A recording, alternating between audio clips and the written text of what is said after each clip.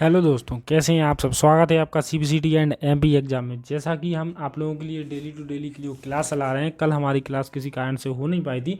आज जो हमारी क्लास है वो कंप्यूटर की फिर से होने वाली है। तो चलिए, आज की जो क्वेश्चन है बहुत ही स्पेशल और इम्पोर्टेंट क्वेश्चन है। तो चलिए, आज के जो क्वेश्चन है वो हम स्टार्ट करते हैं। देखेंगे हमारा जो फर्स्ट क्वेश्चन है वो देखते हैं। निम्न में से किसे ऑर्टोलॉजिस्ट सुपर कंप्यूटर के रूप में संदर्भित किया था। ऑप्शन पढ़ेंगे हम अपने ऑप्शन। मीरा, वॉल्कन, यूनिवैक, लॉर्क, परम। तो इसका जो हमारा आंसर हो जाएगा वो हो जाएगा यूनिवैक लॉर्क। जो हमारा अर्लीस्ट सुपर कंप्यूटर है वो यूनिवैक लॉर्क के रूप में संदर्भित किया गया था। चलिए सेकंड नेक्स्ट क्वेश्चन की ओर चलते हैं। नेक्स्ट जो हमारा क्वेश्चन है वो ये है कि निम्नलिखित में से कौन संख्याओं पर अंकगणितीय एवं विट बार ऑपरेशन करता है। ऑप्शन पढ़ेंगे। मेमोरी यूनिट, अर्थ logic unit, address computation unit और कंट्रोल यूनिट। तो ये करता है हमारा कौन सा, अर्थमेटिक लॉजिक यूनिट। जो भी अंकगणितीय और विट बार ऑपरेशन होते हैं वो सभी अर्थमेटिक लॉजिकल यूनिट मतलब ALU के द्वारा ही किए जाते हैं। चलिए अगले नेक्स्ट क्वेश्चन की ओर चलते हैं। थर्ड क्वेश्चन पढ़ते हैं हम अपना। थर्ड क्वेश्चन में क्या पूछा गया है। ऑप्शन CPU की गति का वर्णन करने के लिए निम्नलिखित में से किस परिभाषित शब्द का प्रयोग किया जाता है। ऑप्शन पढ़ेंगे। Error correction, form factor. Third में दिया है बॉड रेट। फोर्थ ऑप्शन दिया है क्लॉक साइकिल। तो इसका जो हमारा आंसर है क्लॉक साइकिल। जो CPU की गति होती है उसका जो वर्णन है वो क्लॉक साइकिल मतलब CPU की गति क्लॉक साइकिल के अंतर्गत मापी जाती है। इसी हिसाब से इसमें ऐसा क्वेश्चन पूछा गया है कि CPU की गति का वर्णन करने के लिए किस परिभाषित शब्द का उपयोग किया जाता है, तो वो किया जाता है क्लॉक साइकिल का। तो अगली नेक्स्ट क्वेश्चन की ओर चलते हैं। नेक्स्ट जो हमारा क्वेश्चन है वो है संक्षेप अक्षर SCSI का पूरा अर्थ क्या है। यहाँ पर SCSI का फुल फॉर्म पूछा गया। ऑप्शन पढ़ेंगे। Small computer screen interface. Second option दिया है small computer server interface. Third option में दिया है small computer scalable interface, small computer system interface. तो इसका जो हमारा आंसर हो जाएगा वो हो जाएगा कौन सा, small computer system interface. D option बिल्कुल सही हो जाएगा। SCSI का फुल फॉर्म। इसी के साथ साथ दोस्तों मैं आप लोगों को एक बात बता देना चाहता हूं कि जो हमारी हिंदी की क्लास है वो जल्दी ही आने वाली है, तो आप लोग तैयार रहिएगा। और इसी के साथ साथ मैं आप लोगों को ये भी बता दूं कि जो हम क्वेश्चन आप लोगों के लिए लेकर आ रहे हैं वो बहुत ही इंपॉर्टेंट और स्पेशल क्वेश्चन है। इससे आपका जो CPCT का एग्ज़ाम है वो एक ही बार में निकल जाएगा। आप हमारे क्वेश्चनों को लगातार, जो हमारे ऑब्जेक्टिव क्वेश्चन है, आप इन्हीं की तैयारी करिएगा। इसी क्वेश्चंस की तैयारी के द्वारा आपका CPCT एग्ज़ाम एक ही बार में निकल जाएगा। अगला जो हमारा क्वेश्चन है वो पढ़ते हैं हम अपना। निम्नलिखित में से कौन सा टच स्क्रीन तकनीक का प्रकार नहीं है। ऑप्शन पढ़ेंगे। Capacitive touch screen, resistive touch screen, acoustic sonar, optical imaging. तो जो हमारा टच स्क्रीन का प्रकार नहीं है वो नहीं है अकाउस्टिक सोनार। अगले नेक्स्ट क्वेश्चन की ओर चलते हैं। अगला जो हमारा क्वेश्चन है वो ये है कि निम्नलिखित में से कौन सी बायोमेट्रिक पद्धति भारत के राष्ट्रीय पहचान कार्यक्रम आधार का भाग नहीं है। Retina iris scanning. और सेकंड ऑप्शन दिया है DNA मैपिंग। थर्ड ऑप्शन दिया है फिंगरप्रिंट स्कैनिंग। फोर्थ ऑप्शन है फेशियल फोटोग्राफ। तो जो हमारी बायोमेट्रिक पद्धति भारत का राष्ट्रीय पहचान कार्यक्रम आधार का भाग नहीं है वो नहीं है हमारी कौन सी, DNA मैपिंग।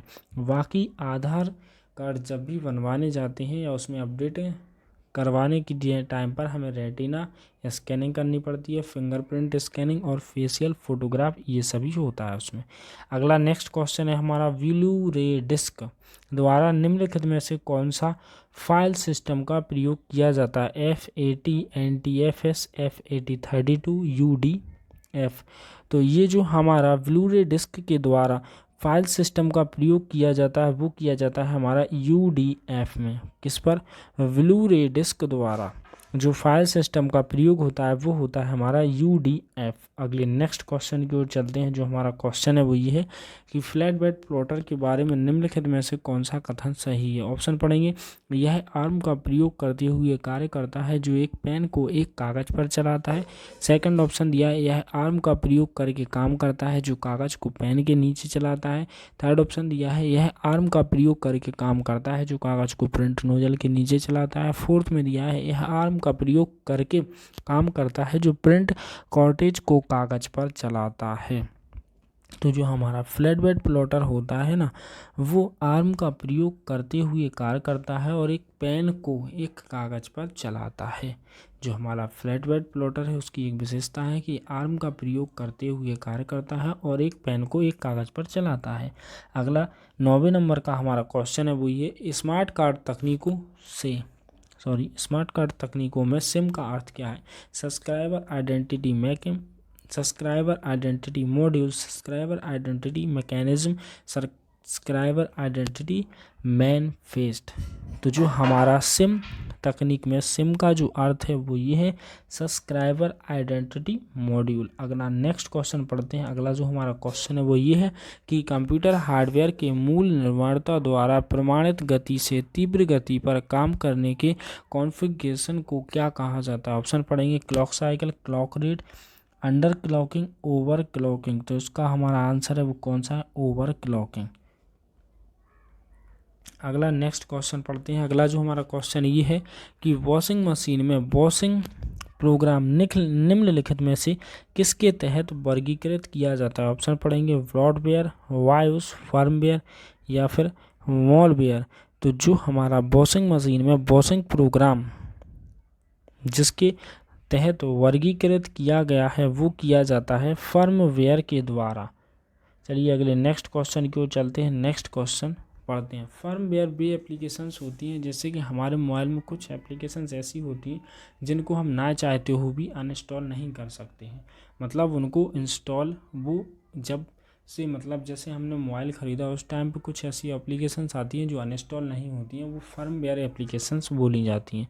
अगला जो क्वेश्चन है वो पढ़ते हैं हम अपने 12वें नंबर का क्वेश्चन की ऑपरेटिंग सिस्टम शब्दावली में API किसका संक्षेपाक्षर है? Application programming interface, application path interchange, artificial programming interface या अर्थमेटिक प्रोग्रामिंग इंटरफेस। तो इसका जो हमारा आंसर हो जाएगा वो हो जाएगा कौन सा? Application programming interface. API का जो फुल फॉर्म होता है वो होता है एप्लीकेशन प्रोग्रामिंग इंटरफेस। अगला नेक्स्ट क्वेश्चन पढ़ते हैं। नेक्स्ट जो हमारा क्वेश्चन है वो ये है कि लिनक्स में टर्मिनल स्क्रीन को क्लियर करने के लिए निम्नलिखित में से कौन से कमांड का प्रयोग किया जाता है? क्लियर स्क्रीन, CLR और क्लीन। तो इसका जो हमारा आंसर हो जाएगा वो हो जाएगा क्लियर का यूज किया जाता है। लिनक्स में टर्मिनल स्क्रीन को क्लियर करने के लिए क्लियर कमांड का यूज किया जाता है। अगला नेक्स्ट क्वेश्चन पढ़ते हैं। सी, विश, कोबोल और जावा लैंग्वेज किसके उदाहरण है? लो लैंग्वेज के, मिडिल लेवल के, असेंबली के या फिर हाई लेवल लैंग्वेज के। तो इसका आंसर हो जाएगा हमारा कौन सा? हाई लेवल लैंग्वेज के ये उदाहरण दिए गए हैं। अगला नेक्स्ट क्वेश्चन है हमारा रीस्टोर, मिनिमाइज और मैक्सिमाइज कमांड का प्रयोग करके विंडो मेन्यू खोलने के लिए निम्नलिखित में से कीबोर्ड के किस शॉर्टकट का प्रयोग किया जाता है? Ctrl+Alt+D, Ctrl+F1, Alt+स्पेसबार, Alt+F4। तो ये जो यूज होता है वो होता है हमारा Alt+स्पेसबार का यूज किया जाता है। रीस्टोर, मिनिमाइज और मैक्सिमाइज कमांड का प्रयोग करके विंडो मेन्यू खोलने के लिए निम्नलिखित में से कीबोर्ड से जो शॉर्टकट की यूज की जाती है वो की जाती है हमारी Alt+स्पेसबार। अगले नेक्स्ट क्वेश्चन की ओर चलते हैं। अगला जो हमारा क्वेश्चन है वो ये है कि रियल टाइम वीडियो चैट और वेब कास्टिंग करने के लिए निम्नलिखित में से किस डिवाइस का प्रयोग किया जाता है? Video jack, video mixer, graphic card और वेब कैम। तो लास्ट का जो ऑप्शन है वेब कैम, तो उसका यूज किया जाता है रियल टाइम वीडियो चैट और वेब कास्टिंग करने के लिए हम वेब कैम का यूज करते हैं, वेब कैम डिवाइस का यूज किया जाता है। अगला जो हमारा क्वेश्चन है वो ये है कि कंप्यूटर के नेटवर्क सेटिंग को निम्नलिखित में से कौन सा नेटवर्क डायग्नोस्टिक कमांड प्रदर्शित करता है? टेलनेट, IP कॉन्फ़िगरेशन, ट्रासर्ट और nslookup। तो ये करता है हमारा कौन सा? IP configure. कंप्यूटर के नेटवर्क सेटिंग को निम्नलिखित में से कौन सा नेटवर्क डायग्नोस्टिक कमांड प्रदर्शित करता है? तो IP कॉन्फ़िगरेशन। अगले नेक्स्ट क्वेश्चन की ओर चलते हैं। अगला जो नेक्स्ट क्वेश्चन है वो ये है एग्जीक्यूशन के लिए किसी कंप्यूटर प्रोग्राम फाइल और या प्लग इन को कॉपी और रजिस्टर करके तैयार किया जाता है, उस क्रिया को क्या कहते हैं? एक्टिवेशन, रजिस्ट्रेशन, इंस्टॉलेशन और डीबगिंग, तो इसको कहा जाता है इंस्टॉलेशन। एग्जीक्यूशन के लिए किसी कंप्यूटर प्रोग्राम्स, फाइल्स या प्लगइन को कॉपी या रजिस्टर करके तैयार किए जाना, उस क्रिया को बोलते हैं इंस्टॉलेशन। अगले नेक्स्ट क्वेश्चन की ओर चलते हैं। जो हमारा क्वेश्चन है अगला, एक तरह का वेबकैम जिसे निगरानी के लिए लगाया जाता है और जो कंप्यूटर नेटवर्क तथा इंटरनेट के जरिए डेटा भेजता है तथा प्राप्त कर सकता है, उसे क्या कहते हैं? Docucam, quick cam, iSight, net cam. तो इसका जो हमारा आंसर हो जाएगा वो हो जाएगा कौन सा? D option, net cam. अगला नेक्स्ट क्वेश्चन पढ़ते हैं हम। बाय सॉफ्टवेयर जिसका उद्देश्य किसी व्यक्ति या संगठन की जानकारी में आए बिना उसके बारे में जानकारी एकत्रित करना होता है, उसे क्या कहते हैं? स्पाईवेयर, डायलर्स, फ्रॉड टूल्स या फिर वर्म। तो इसका जो हमारा आंसर हो जाएगा वो हो जाएगा कौन सा? स्पाईवेयर। इसी के साथ साथ दोस्तों मैं आपको एक बात और बता देना चाहता हूँ कि जो हमारे क्वेश्चंस हैं वो एग्ज़ाम में आए हुए क्वेश्चन है और इन क्वेश्चंस की आने की काफ़ी संभावना है। तो चलिए अगले नेक्स्ट क्वेश्चन की ओर बढ़ते हैं। अगला क्वेश्चन पढ़ते हैं हम अपना 21 नंबर का क्वेश्चन। आमतौर पर निम्नलिखित में से किसी स्पाईवेयर के रूप में वर्गीकृत नहीं किया जा सकता। ऑप्शन पढ़ेंगे एडवेयर, ट्रैकिंग कुकीज, वायरस और ट्रोजन हॉर्स। तो इनमें ये पूछा गया ऑप्शंस में कि किसको हम स्पाईवेयर के रूप में वर्गीकृत नहीं कर सकते हैं।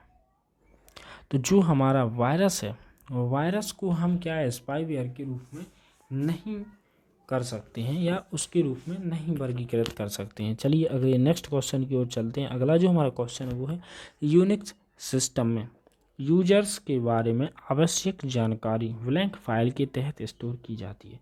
यूनिक्स सिस्टम में यूजर्स के बारे में जो जानकारी होती है आवश्यक, वो किस फाइल के तहत स्टोर की जाती है, फिर किस फाइल के रूप में स्टोर की जाती है? तो ऑप्शन दिए गए हैं। तो ये जो हमारी यूजर्स के बारे में आवश्यक जानकारी स्टोर होती है वो होती है /etc/password। तो अगले नेक्स्ट क्वेश्चन की ओर चलते हैं। अगला जो हमारा क्वेश्चन है वो है .tiff फाइल एक्सटेंशन किसका संक्षेपाक्षर है?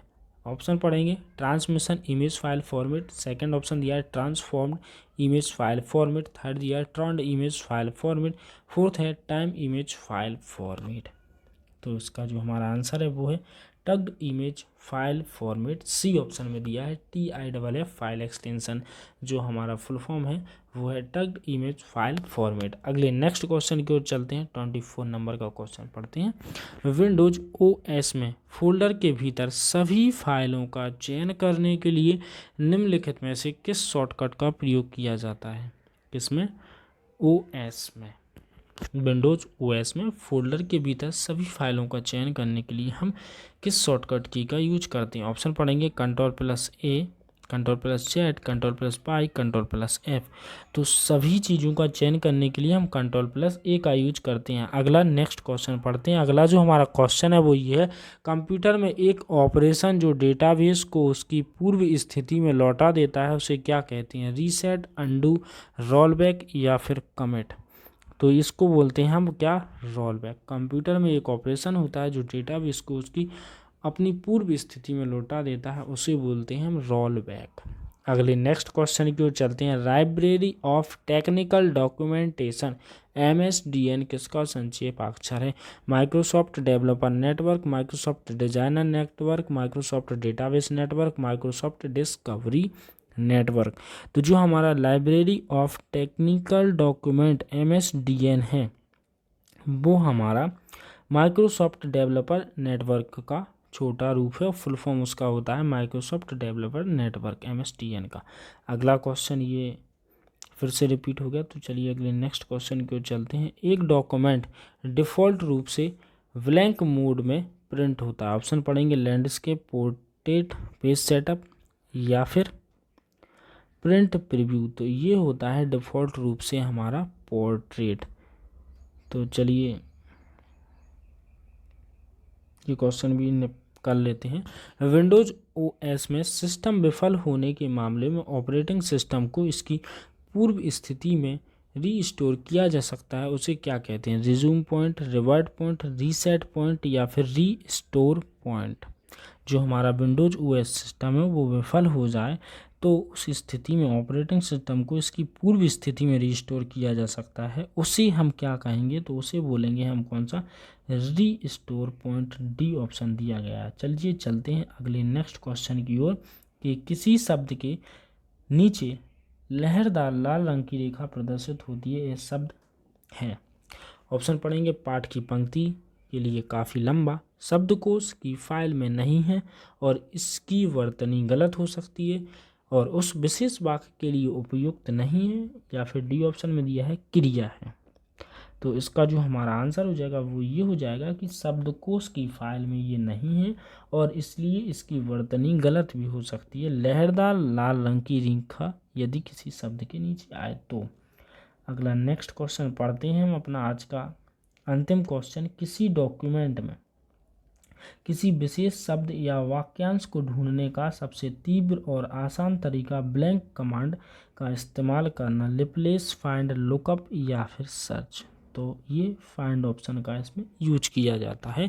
किसी डॉक्यूमेंट में किसी विशेष शब्द या वाक्यांश को ढूंढने का सबसे तीव्र और आसान तरीका है फाइंड कमांड का इस्तेमाल करना। इसी के साथ साथ दोस्तों जो आज की क्लास होती है वो होती है हमारी समाप्त। मिलते हैं हम कल अपने इसी समय इसी टाइम पर। जय हिंद, जय भारत दोस्तों, धन्यवाद।